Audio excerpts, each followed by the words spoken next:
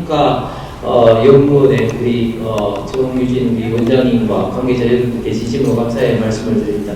저는 몇 차례 여기 계신 우리 여러 회원님들한테 말씀을 드렸기 때문에 좀 짧게 좀 말씀을 좀 드리도록 하겠습니다. 이 문신사법, 저는 반영구 화장서법으로 이제 대표 발의를 했습니다만 결국은 천만 반영구 화장을 하고 있는 이 시대에 현행 법규와 현실이 어떤 다른 점을 좀 차원해서 여기 계신 많은 어떤 분들의 요구가 있어 와서 이런 어떤 것들을 이제 입법하는데 핵심은 가장 중요한 쟁점은 어떤 부분, 즉 반영구 화장 문신 그리고 SMP 이 세 가지 부분에 있어서 어떤 부분을 하느냐, 그 다음에 또 이런 어떤 부분이 있을 때 구체적인 어떤 페널티 기준이라든지 어떤 것을 하느냐, 그런 등등등 여러 가지 이슈가 있습니다만 저는 반영구 화장을 21대 때 대표 발의했습니다만 22대 때 들어와서 이것을 이제 일반 어떤 문신, 대토까지 포함한 문신사법으로 통과를 시키되 그러나 그 제거를 하고 이런 어떤 부분은 또 여기서 제외를 해서 이제 자라인처럼 법이 최종적으로 지금 본 회의를 통과가 되었습니다. 앞으로 구체적인 어떤 시행령 기준에 의해서 과연 어떤 자격을 이제 이 자격을 하는데 이제 그 감옥을 하고 평가를 하는데 들어갈 것이냐, 즉 자격증을 획득하는 어떤 과정에 있어서의 어떤 것들이 중요할 것 같고 또 거기에 따른 시설 어떤 규정이라든지 또 이것을 어겼을 때 어떤 페널티 규정이라든지 또 한 가지 이 시행령 시행 규칙이 될 때까지 완비될 때까지 어떤 경과 규정을 어떻게 할 거냐 이런 어떤 부분들이 가장 핵심적으로 시행령 시행 규칙에 다뤄야 될 부분인 것 같습니다.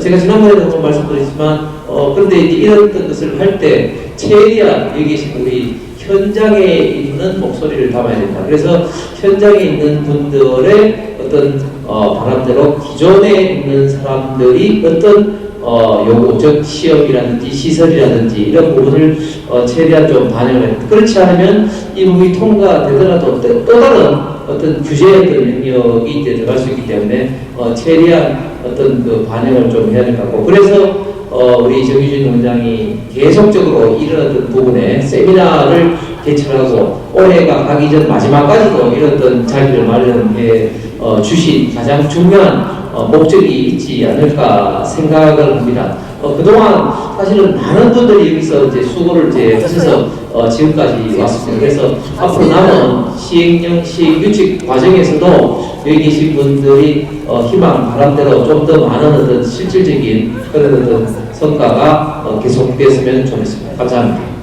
네, 말씀 감사합니다.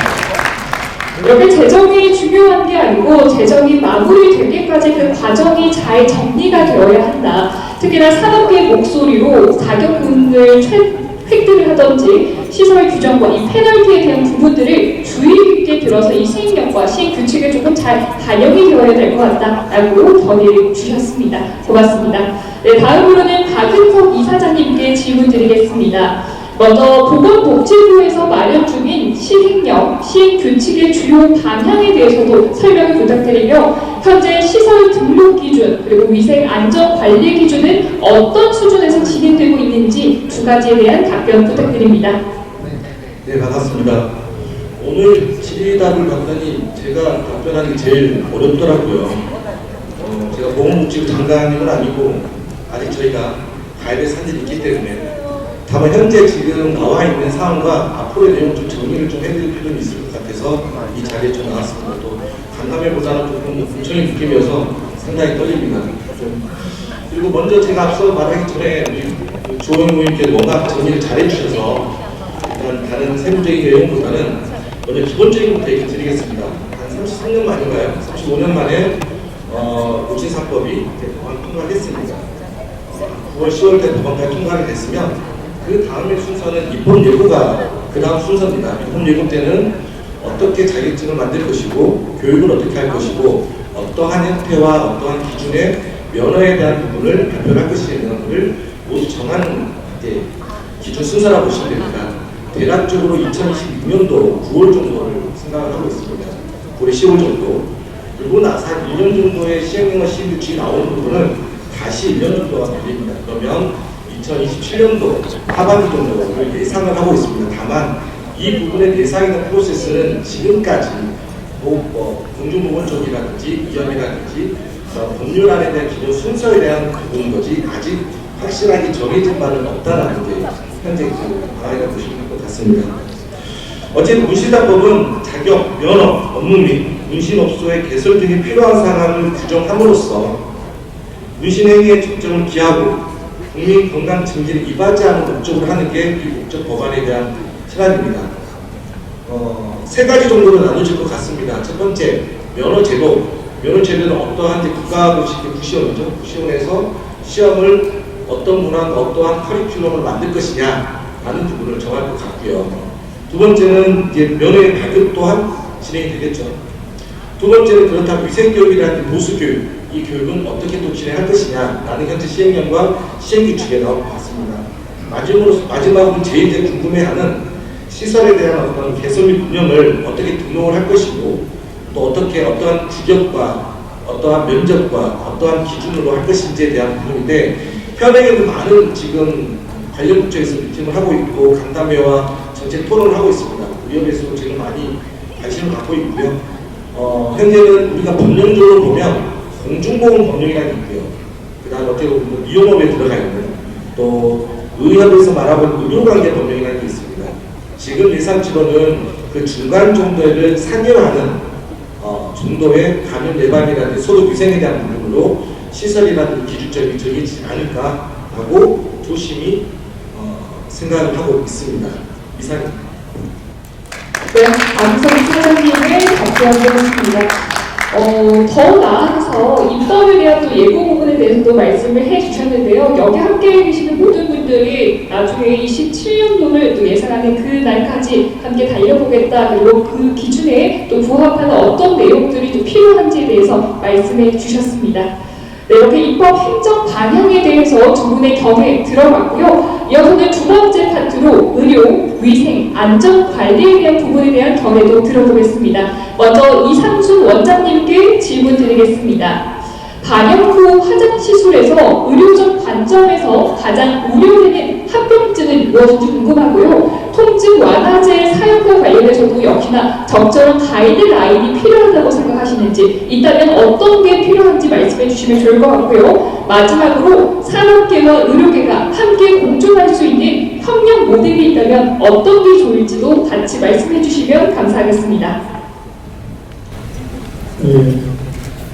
반영구 환염은 비교적 안전한 시술로 생각되어 있지만 의학적인 관점에서 볼 때는 감염이나 섹스알러지, 피부 감염 반응 같은 문제가 발생할 수 있습니다.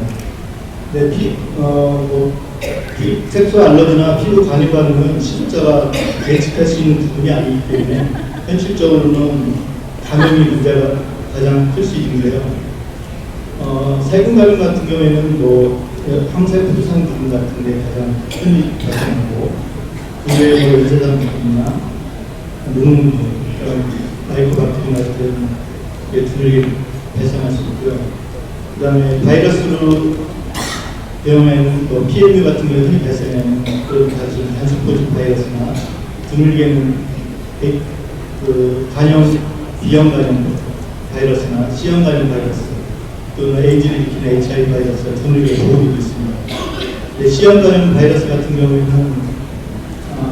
추후에, 시술 후에, 나중에 한참 후에 나타나는 증상이기 때문에 법률적으로나 의학적인 문제에서도 발생할 수 있는 것으로 보고 있습니다. 그다음에 마취 통증 완화제의 사용에 있어서 제가 시술 받아보는 동영상을 볼 때 PMU 같은 경우에는 통증 완화에서도 상당한 효과를 보고 보는 것으로 알 수 있는데 SMP 같은 경우는 제가 이거 받아보니까 되게 고통스럽더라고요.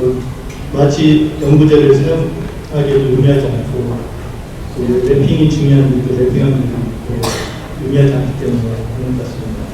그럴 경우 부분 마취를 하고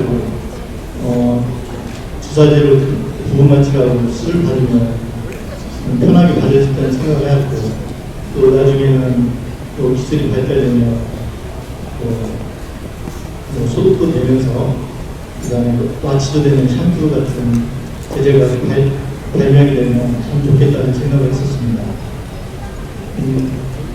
그래서 그런 면에서 볼 때는 또 우리가 통증 완화나 무슨 소독기구나 그런 안전위생 그런 걸 생각할 때 자연적으로 병원과 의료기관과 협업할 수 있는 그런 구조가 마련된다면 만족도도 시술받는 사람의 만족도도 높이고 또 안전성도 높일 수 있는 방안이라고 생각합니다. 감사합니다.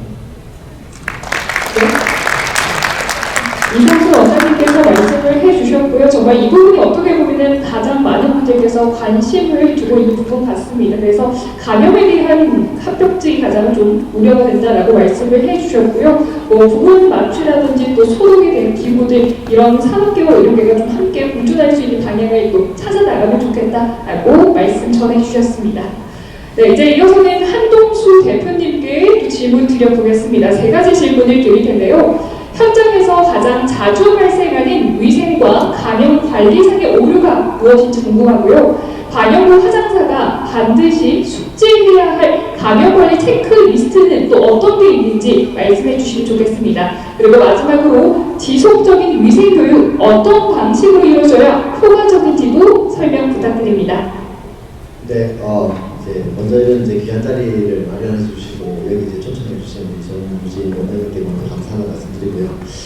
질문에 이제 답변을 좀 드리자면 앞서 우리 이상수 원장님께서도 말씀하셨지만 사실 감염이라든지 아니면 이제 시술 이후에 일어날 수 있는 합병증적인 거에 대한 대처, 그래서 예방과 대처가 되게 중요하다고 저도 생각합니다. 그래서 이제 수행이나 이제 하는 이런 입장의 실무의 입장에서 볼 때 현장에서 가장 많이 발생할 수 있는 위생 감염 관리 실수가 일어나는 이유 중에 하나는 이제 위험할 수도 있다는 인식은 있지만 반복되는 이제 느슨해지는 시간 또는 바꿀 때 괜찮겠지 하는 타협의 마음에서 사실 실수가 많이 비롯된다고 생각을 합니다. 뭐 예를 들자면 위생이나 소독이나 멸균의 개념을 잘 이해하고 계시겠지만 바꾸거나 한두 번 그냥 했는데 문제가 되지 않았던 그런 경험들이 쌓이다 보면 그게 큰 안전 문제를 많이 유발을 하게 되더라고요. 그래서 예를 들어 시술을 하던 중에 갑자기 이제 어떤 이유로 흐름이 끊겼을 때 다시 처음으로 돌아가서 이제 위생 단계에서 이제 진행을 해야 된다는 사실은 알고는 있지만 바로 이제 이어서 진행하는 경우 등이 여기에 해당할 수가 있습니다. 그래서 실수는 전문적인 지식이 이제 부족하다고 해서 일어난다기보다 타협하는 마음에서 좀 비롯되는 일이 많기 때문에 이에 대한 이제 시스템적인 부분들이 교육적으로 좀 구조화되면 되게 좋겠다라고 좀 생각을 했습니다. 그리고 이제 반영구 하는 사람분들께서 좀 숙지하면 좋을 이제 체크리스트라고 하면 저는 의료 현장과 마찬가지로 한 5가지 정도를 좀 제안을 드리는데요. 첫 번째는 언제 어떻게 해야 되는지에 대한 소리생의 원칙, 그걸 명확화하는 것이고요. 두 번째는 기구 관리 기준의 기본입니다. 일회용 이제 사용을 할 때 재사용하지 않는다. 그리고 재사용해야 되는 기구가 어떤 건 소독이 돼야 되고 어떤 건 멸균이 돼야 되는지 이런 이제 기준을 명확히 제시해야 되고 세 번째는 시술 환경의 관리라고 생각을 합니다. 그래서 시술 때나 작업 때나 피부 이제 접촉 표면이나 이런 부분들은 뭔가 하루에 한 번 이제 소독을 한다, 하루에 한 번 정리를 한다가 아니라 매 시술 전후에 관리 대상이라는 인식이 필요하다고 생각을 합니다. 네 번째로 이제 피나 체액의 노출 상황에 대한 대응 절차를 기본적인 수준은 좀 이제 숙지하는 게 필요하다고 보는데요.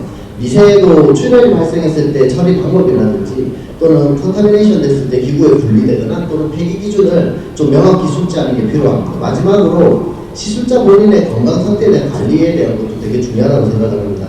피부 병변이라든지 감염이 이제 의심이 되는 증상이 시술자가 있을 때는 스스로가 오늘은 좀 시술을 하는 거를 좀 이제 보류할 수 있는 그런 이제 판단 기준도 체크리스트에 포함되어야 된다고 생각을 하고요. 마지막으로 지속적인 위생교육이 어떻게 해야 좀 효과적일까라고 하면 실무적인 입장에서 볼 때 단발성 강의로는 좀 절대적인 효과를 보기 어려울 것 같고 정기적으로 반복 교육을 해야 되는 게 맞습니다만 실제 정기적인 교육 이후에 실무에서는 매일 이제 아침이라든지 또는 점심이라든지 환기시킬 수 있는 이제 구조적인 실무 교육 구조를 좀 만드는 게 필요하다고 생각하고요. 두 번째는 사례 기반 교육인데 실제 감염 사례라든지 또는 실수로 이어진 상황에 중심으로 했을 때 무엇을 그러니까 놓쳐서 이런 이제 사고가 일어날 수 있는가 이런 걸 짚어보는 방식은 지금 당장의 실무자가 적용해 볼 수 있는 이제 교육 중에 하나이기 때문에 효과적이라고 생각을 합니다. 그래서 장기적으로는 이런 교육이 의무가 아니고 전문성을 유지할 수 있는 자격관리 일부로 제도화될 때 이제 반영구 화정 산업 자체가 국민이 신뢰할 수 있는 영역으로 성장할 수 있다고 생각을 합니다. 감사합니다. 네, 한동수 대표님이 뭔가 고민이 좀 끊어질 만한 답변을 많이 해주셨는데요. 정말 많은 분들이 진짜 반복적으로 진행을 하면은 나도 모르게 느슨해지는 건 마찬가지일 것 같습니다. 그래서 그 타협의 마음이라는 거, 이거는 조금 내려놔야 될 것 같다라고 말씀해 주셨고요. 감염관리 체크리스트도 5가지에 대한 내용 말씀해 주셨고요. 마지막으로 지속적인 위생교육은 계속해서 지속이 돼야 되지만 조금의 환기를 위한 실무교육도 같이 병행이 되면 좋겠다라고 정리해 주셨습니다. 자, 이어서는 이제 유현 원장님께 또 질문 역시 드리겠습니다. 3가지 질문 드릴 텐데요. 피부 생리와 염증 가능 관점에서 이 시술 과정 특히 주의해야 할 점은 무엇인지, 그리고 알레르기 체질이나 면역 반응과 관련해서 역시나 시술 때 꼭 주의해야 할 사항은 무엇인지 궁금하고요. 마지막으로 시술 전후 관리에서 한의학적으로 적용 가능한 안전 가이드라인도 소개해 주시면 감사하겠습니다. 답변드리겠습니다. 무신 시술은 피부의 진피층까지 미세한 현상이 반복되는 과정인데 이 과정에서 이제 결국 피부 장벽을 얼마나 안정적으로 유지하느냐가 치매라고 생각합니다. 시술을 할 때 과도한 인력이나 깊이는 과한 염증을 유발시킬 수 있기 때문에 피시술자의 피부 두께나 민감도, 건조도 등의 이제 평가를 해가지고 시술 강도 조절 기준을 마련하는 것이 필요하다고 생각합니다. 2번째 질문에서는 색소 자체가 금속이나 합성암 등 다양한 성분을 포함하고 있다 보니 지연성 알러지 반응이 나타나는 경우가 있습니다.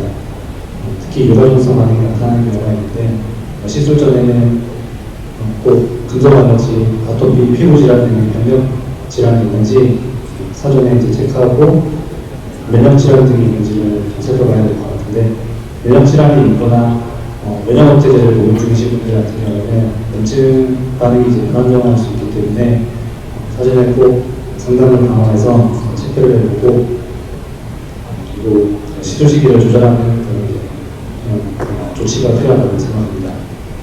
세 번째는 한의학에서는 기본적으로 피부의 열과 비열 상태를 중요하게 봅니다.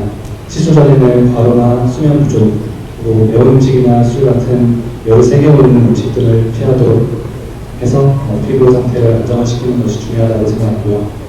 시술 후 초기에는 과한 운동이나 사우나, 햇빛 노출 등과 같은 자극을 피하고 피부가 깨끗하고 건조하게 회복될 수 있도록 관리하는 것이 중요하다고 생각합니다. 회복기에는 적절한 수면과 식사, 스트레스 조절 등이 염증맥의 물질을 낮추는 데 도움이 되기 때문에 이러한 생활관리 측면에서 한방적 가이드와 적절한 한약처방을 통해서 도움을 줄 수 있을 것 같습니다. 이상입니다. 네, 고맙습니다. 유현 원장님의 답변이었습니다. 어떻게 보면 가장 걱정되는 부분에 대해서 말씀을 잘 해주셨는데요. 진피층까지 자리를 잡게 되는 이런 문신 시술 과정에서의 그런 문제점에 대해서 짚어주셨고, 이후에 뭔가 병역에 대한 질환적인 부분이 있는지 체크해주고 또 사전 상담을 또 이뤄가면 좋겠다라고 말씀해주셨고요. 마지막으로는 이 시술 전후 관리에서도 이 컨디션을 관리하는 뭐 회복기라든지 사전에 여러분께서 뭔가 과로나 수면을 조금 피해줄 수 있는 그런 컨디션 관리에 대해서도 정리해서 말씀해 주셨습니다. 네, 이렇게 파트 2번째에 대한 말씀 전에 들어봤고요. 나머지 이제 3번째 법률과 산업 함안에 대해서도 의견 나눠보겠습니다. 자, 이번엔 성시형 변호사님께 말씀 여쭤보겠고요. 3가지 질문을 역시 드릴 겁니다. 문신사법 시행 이후에 비의료 시술자의 법적 책임 범위가 어떻게 정해질지 궁금하고요. 또 2년의 이행 기간 동안 특히 유의해야 할 주요 법적 리스크는 무엇인지, 사고 발생 시 민사 책임과 형사 책임의 기준도 궁금합니다. 예, 답변 드리겠습니다. 이제 문신사법이랑 이 관련 법령이 실제 이제 산업 현장에 적용되기 시작하면 뭐 민사, 형사 그리고 행정 모든 분야에서 법률적인 이제 분쟁들이 발생할 겁니다. 근데 이제 예상되는 분쟁의 범위가 너무 넓고 또 지금으로선 예측할 수 없는 분쟁들도 있을 수 있기 때문에 오늘 제한된 시간에 다 말씀드릴 수는 없고 좀 포괄적으로 말씀드리기로 하겠습니다. 우선 이제 무명 의료행위에 대한 형사처벌 리스크는 다 해소가 됐죠. 그동안은 모든 시술사가 의료법 위반이라는 잠재적인 범죄 영역에 있었는데 법 시행 이후에는 국가가 정한 자격 요건을 갖추고 신고한 업소에서 이루어지는 시술은 모두 정당 행위로서 법적 보호를 받게 됩니다. 다만 이제 이런 권리가 생기는 만큼 관리 감독 위반에 따른 행정적 책임이 강화되는 데는 의무도 엄격해질 건데 예를 들자면 보건복지부가 정하는 위생관리 기준이나 염료 바늘의 안전성 그리고 미성년자 시술 금지 등 법이 정한 주사항을 어길 경우 영업정지나 자격취소 같은 행정처분을 받을 수 있겠습니다. 이는 과거 이제 수사기관의 단속과 달리 보건당국의 상시적인 관리체계 아래 놓임을 의미하는 거겠습니다. 그리고 이제 또 피부로 와닿을 만한 것들이 사고 발생 시 배상 책임의 기준에 대해서 판례 등을 통해서 구체화될 겁니다. 과거에는 불법 시술이라는 이유로 과실책임 산정이 매우 불분명한 경우가 많았는데 앞으로는 이제 전문가로서의 주의 의무 요구가 있기 때문에 시술 중 발생한 부작용이나 감염에 대해 보다 명확한 과실 비율이 따져지기 시작할 겁니다. 따라서 시술 전 동의서 작성이나 표준 가이드라인 준수가 법적 책임을 방어하는 수단으로서 준비되어야 할 겁니다. 결론적으로 무신사법은 여러분을 이제 불법의 굴레에서 벗어나게 했지만 동시에 전문가로서의 무거운 사회적 책임을 요구할 겁니다. 따라서 이 단체 차원에서라도 이러한 법적 리스크를 관리할 수 있는 표준 가이드라인을 만드는 게 꼭 필요한 시점이라고 보여집니다. 다음으로 이제 민형사 부분에 관련해서 말씀드리면 이 시술 중 발생한 사고의 성격에 따라서 민형사 책임의 구분이 이루어질 겁니다. 물론 이제 형사 책임이 인정되는 경우라면 민사 책임, 즉 손해를 산 책임은 당연히 거기에 수반이 되는 겁니다.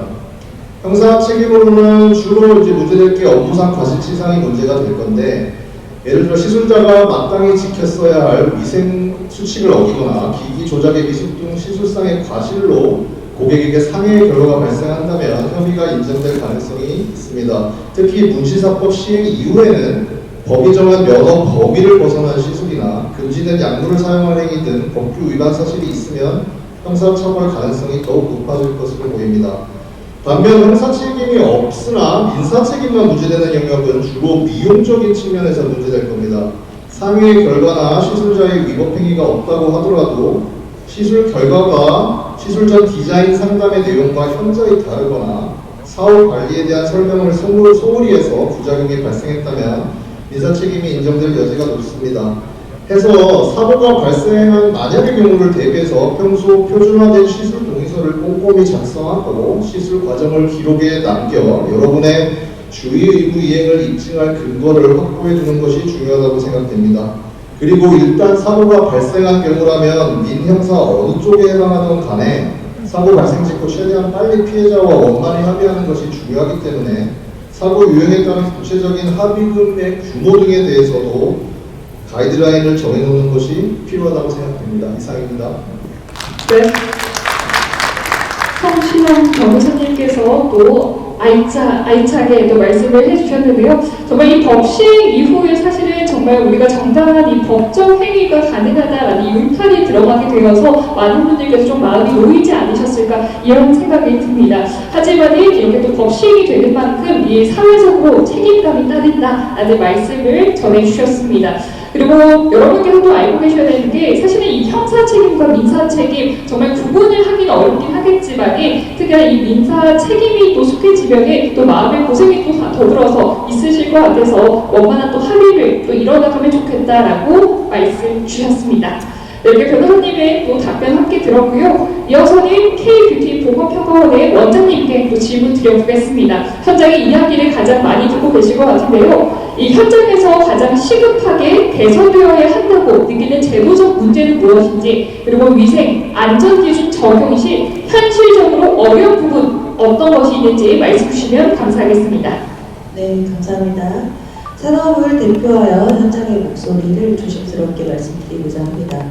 이번 문신사법 제정은 반영과장 산업을 제도권 안으로 편입하고 위생과 안전 기준을 명확히 했다는 점에서 매우 의미 있는 전환점이라고 생각합니다.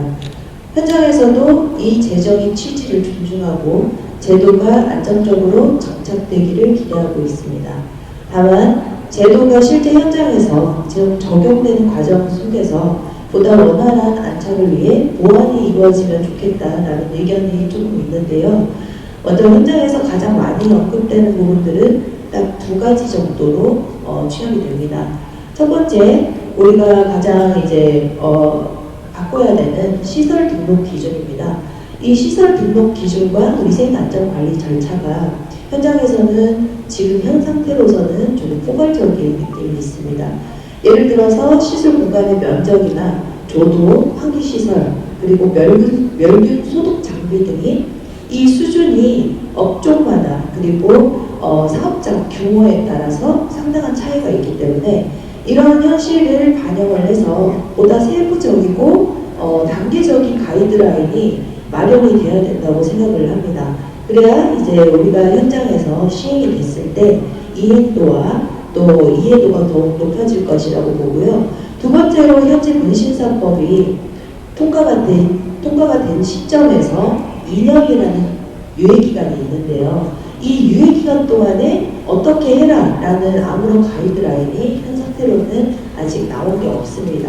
그래서 좀 혼란스러운 부분들이 있는 것 같아요. 그래서 이 유예기간 동안에 기존 종사자들이 준비해야 할 사항에 대해서 미리 명확한 안내가 있었으면 한다는 의견들이 많습니다. 위생교육 이수라든지 시설 기준 충족이나 보험 가입 등 우리가 핵심적으로 준비해야 할 항목들이 있습니다. 여기서 국가 차원의 표준 가이드가 제시가 된다면 시행 후에 현장의 혼란을 줄이고 체계적인 준비에 큰 도움이 될 것이라고 생각합니다.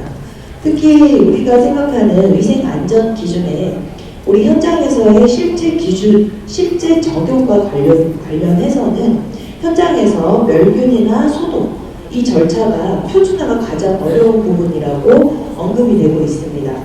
현장에서 멸균 장비의 종류나 유지관리 비용, 그리고 소독제의 종류와 교체 주기 이런 것들이 사업장마다 현재 상태로는 상이하게 관리가 되고 있기 때문에 비용 부담과 우리가 차후에 이루어져야 할 비용이라든지 아니면 운영상의 편차가 지금 현 상태로는 너무나 좀 많다고 생각을 하고 있습니다.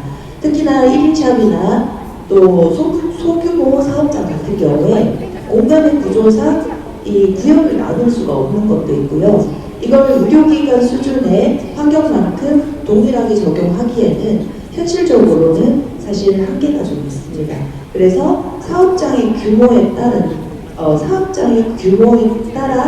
차등 적용을 하거나 아니면 단계별 인증을 하는 이런 방식도 하나의 대안이 될 수 있지 않을까 하는 생각입니다. 이상입니다. 네, 원장님께서 말씀을 또 해주셨고요. 사실은 이 관리를 위해서는 동일한 또 이런 기준법이 있어야 되긴 하지만 각 기관마다, 각 사업장마다 이 규모가 또 다르기 때문에 차등으로 단계별 인증이 또 필요하지 않을까라는 소중한 말씀 나눠주셨습니다. 또 이어서는 이제 K뷰티 보건평가원에서 역시나 반영구 화상위생관리사 민간 자격시험 운영 또 그리고 이 운영을 함께 담당하고 계시죠. 교육민정원 위원장님께 또 질문을 드려보겠습니다. 향후 국가 자격 제도가 도입이 된다면 어떤 표준 교육과 검정 기준이 필요하다고 보시는지 말씀 부탁드립니다. 네, 안녕하십니까. 앞서 말씀들을 다 해주시긴 했는데 아직 기준이 명확하게 세워진 게 아니라서 제가 이런 말씀을 드리는 것이 좀 조심스럽기는 합니다만 향후에 반영구 화상 분야의 국가 자격 제도가 도입이 된다면 현재 교육 기준과 그리고 검정 기준을 구분은 하되 유기적으로 연계가 되어야 한다고 생각합니다. 저희가 지금 기존의 국가 자격증 제도 시험을 보고 또 실무적인 교육들을 따로 보는 데에는 그런 기준에 마련되어 있는 부분이 다 다르기 때문에 그런 것들을 참고해서 검정 기준이 국가가 요구하는 필수 역량을 정의한다면 그 역량을 실제 현장에서 기를 수 있도록 설계되어야 한다고 생각합니다. 공통적으로는 교육 표준에는 감염 관리나 위생, 그리고 안전 중심의 실무 교육을 기본으로 하고 피부 생리와 그리고 색소 이해, 당연히 기기, 재료, 그런 안전성, 고객 상담이나 이상 반응에 대한 대응, 사후 관리 등 현장 대응 역량이 이론과 실기를 균형 있게 포함되는 방향이 바람직하다고 봅니다. 아울러 산업계는 정부와 의료계가 함께 참여하는 협력 모델의 필요성도 강조하고자 합니다. 예를 들어서 의료자문위원회 운영이나 이상 반응 발생 시에 연계할 수 있는 진료 체계 구축, 그리고 업종별 위생 인증 제도 도입 등은 법적으로도 안정적이고 현장 안전을 동시에 확보하는 데 도움이 될 수 있을 거라고 생각합니다. 마지막으로 법적 기준과 현장 현실 간의 간극을 줄이기 위해서는 정부와 의료계 그리고 산업계가 함께하는 정례적 협의체를 구성하고 사업장 규모와 시설 환경을 고려한 앞서 말씀하신 것처럼 단계적 적용 기준을 마련하는 것이 중요하다고 생각합니다. 문신사법이 통과되면서 현재 현업에 있는 종사자분들께서는 반갑기도 하지만 동시에 많은 염려가 있을 거라고 생각이 돼요. 그래서 문신사법은 하지만 산업을 과도하게 규제하기 위한 법이 아니라 안전을 기반으로 산업을 보호하고 육성하기 위한 제도라고 생각합니다. 저희 KB팀 보건평가원 역시 제도의 안정적인 정착을 위해 적극적으로 협력해 나가겠습니다. 감사합니다.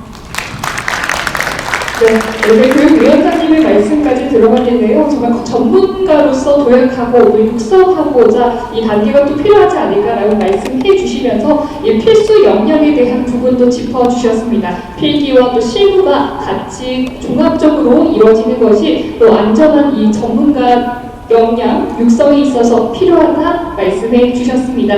네, 오늘 이렇게 8분의 전문가분들께서 말씀을 나눠주셨고요. 저희가 잠시 시간이 되어서 앉아 계신 분들 중에 혹여나 질문하시고 싶은 분이 계시다면 질문을 한번 받아볼까 합니다. 혹시 질문이 있으실까요? 8분의 전문가분께.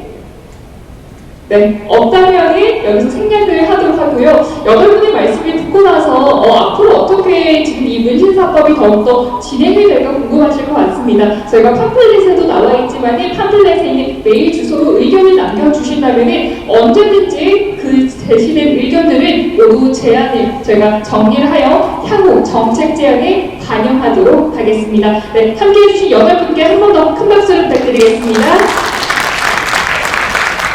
네, 이것으로 정책 간담회는 모두 마치겠지만 저희가 미리 앞서서 오늘 이렇게 함께해 주신 6분에 대한 감사패 증정을 드릴 예정인데요. 먼저 오늘 대표에서 제21대 국회의원 홍석준 의원님께 감사패를 한번 드려볼까 합니다. 우리 정의주 원장님 앞쪽으로 함께 나오셔서 전해주시면 감사하겠습니다. 네, KBT 보건평가원의 중요한 동반자로 기억되고자 오늘 감사패를 준비했는데요. 오늘 홍석준 의원님께 먼저 전달을 하도록 하겠습니다. 네, 천천히 전달해 주시기 바라겠고요. 네, 원장님께서는 감사패 들어주시고요. 네, 본문을 읽어드리겠습니다. 감사패 홍석준 제21대 국회의원 귀하께서는 문신사법 제정이라는 역사적 변화 속에서 반영구 화장업계의 전문성 확보와 안전제도 확립을 위해 아낌없는 협조와 조언을 해주셨습니다. 오늘 KBT 보건평가원 출범식 및 송년회 밤을 맞아 교화의 헌신과 노력에 감사하며 산업 현장의 발전을 위해 함께 걸어온 이 시간의 의미를 잎에 깊이 새겨드립니다. KBT 보건평가원 1도 2025년 12월 21일 KBT 보건평가원장 정유진. 네, 고맙습니다. 네, 기념사진 촬영도 진행하겠습니다. 네, 감사패가 잘 보일 수 있도록 들어주고 계시고요. 미소 지어주십시오. 네, 고맙습니다. 네, 원장님과 그리고 전 국회의원님 자리로 모시겠고요. 패널 8분의 사진 촬영 먼저 이어가도록 하겠습니다. 네, 됐습니다. 자, 그럼 이상으로 제4회 반영구 화장사를 위한 문신사법 추진 정책 간담회를 모두 마치겠습니다. 함께해 주신 여러분 고맙습니다.